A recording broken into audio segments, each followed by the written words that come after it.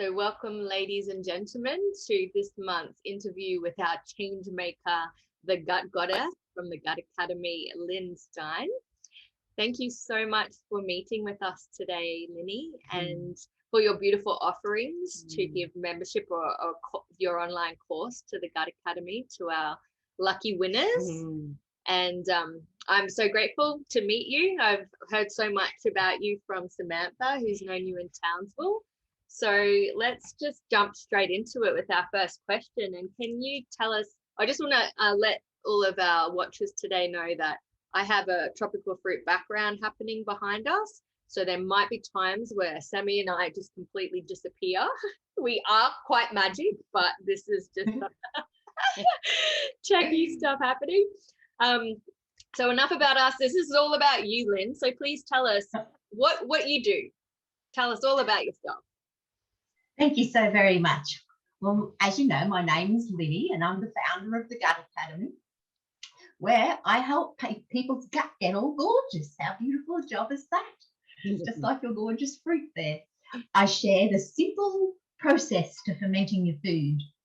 I do it the old-fashioned way, the way that I was taught. So basically what my job is I plant a seed, and that seed grows and then people share it with others. Over the years, I've had just wonderful results from not just people that have had babies that were told they couldn't have babies. The joy that I have from sharing it, from planting that seed, is not just for the health reasons, it's also been finance reasons, where people have gone on to make an income from it. So it's been wonderful that people come back and they'll say, look, I now go to the markets, I sell the sauerkraut, I sell the kimchi, I sell kombucha. So I make a living. And then there's even the people that have gone on to actually teach it, to run workshops. And so it's just wonderful. It's real joy. Yeah. So it's a great job. Yeah. Wow. So you're helping people with their health, you're helping them financially, and you're teaching teachers. That's it. Yes. Incredible. Yeah, it's amazing. Well, thank you for sharing that. So why do you do all of this? Well, it's a legacy. I think everybody has a gift and you have to leave that gift. So I feel that I'm going to leave that legacy. My grandma left a legacy in me, and I want to leave that legacy in other people. I want to make sure that people can continue doing what I'm doing, and it's an easy thing to do. And it's like I said, you just planted that seed, so that seed will always grow even when I'm not here. Oh, that's Thanks, so Lynnie. Beautiful. Yes. And it's so in alignment with our principle we're working with our families this month of catching and storing energy. And, you know, you're doing that on the physical sense with the food and value adding to, say, just a raw ingredient. But what you just said then really is catching and storing the energy of the knowledge and the skills that your grandmother had and what she's passed down as her legacy for generations. And now what you are doing and all of the seeds, it's really, really special. Thank you. You're welcome. And it's a beautiful example, if I may share, because I've been blessed enough to be at Lynnie's house, that Lynnie creates it as well. She grows it in her backyard, a lot of these things. So all of those steps are right there in one place if you're fortunate enough to go to one of Lynn's workshops. Quite amazing. Question 3? Question 3. Oh, I'm going to ask you one, Lynnie. What is a way that you use, well, we've just sort of covered that, but you can add more if you'd like to, Lynn. What is a way that you use, like this principle that we're speaking of this month, catch and store energy? You've shared the fermenting that you do. What is there anything else that you'd like to share that you use that principle in your life, catching and storing energy? You're frozen again, so I might just keep talking until we see you being able to talk again. Oh, there she is. Here I am.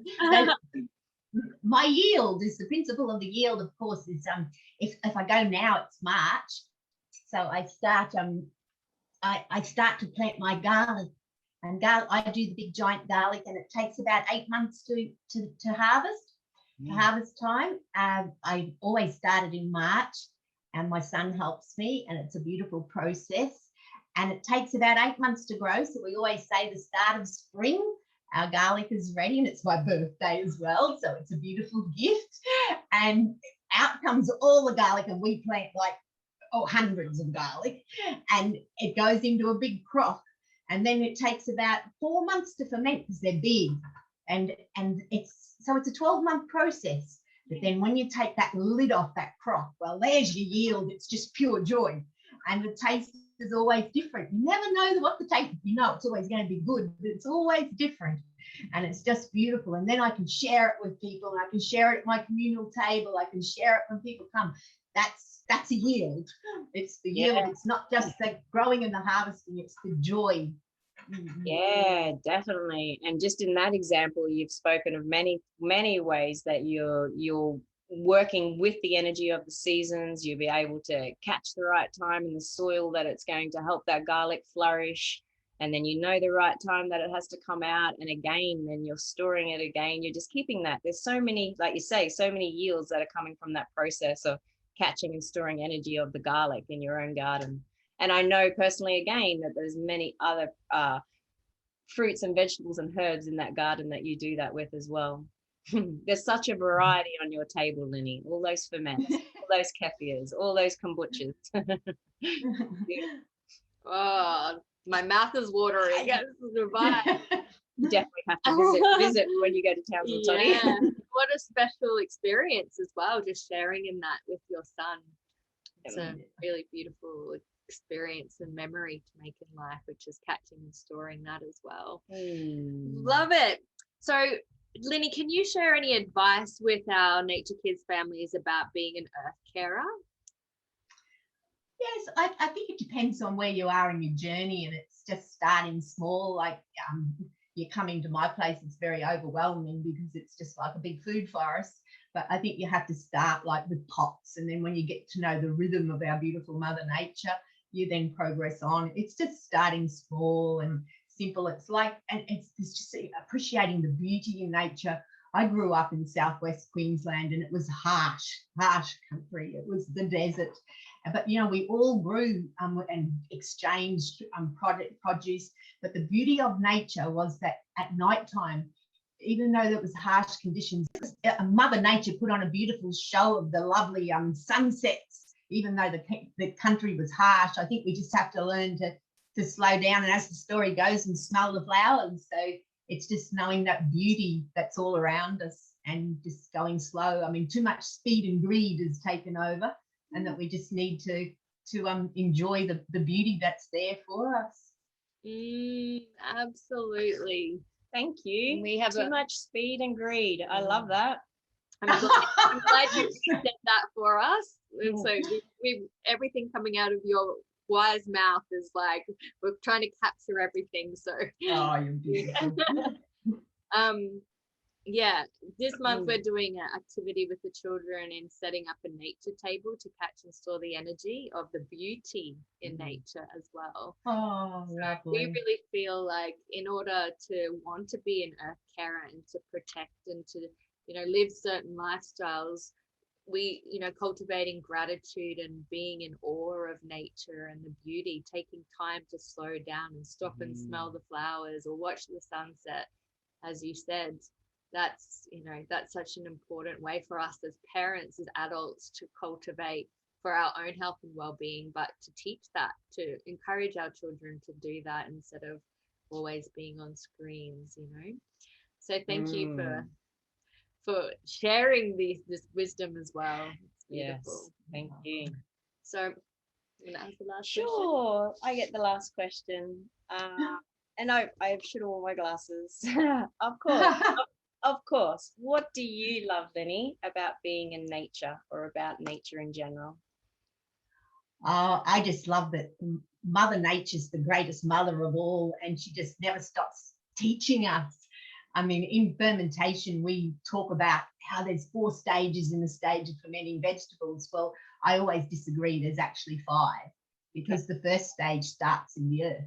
And that's where it all is. It's in the soil. The soil is alive, and Mother Nature will teach us that we need to rest, because she rests. Because when it's in the wintertime, the soil isn't so alive. It's not. She's not turning it over, because it has to have a rest.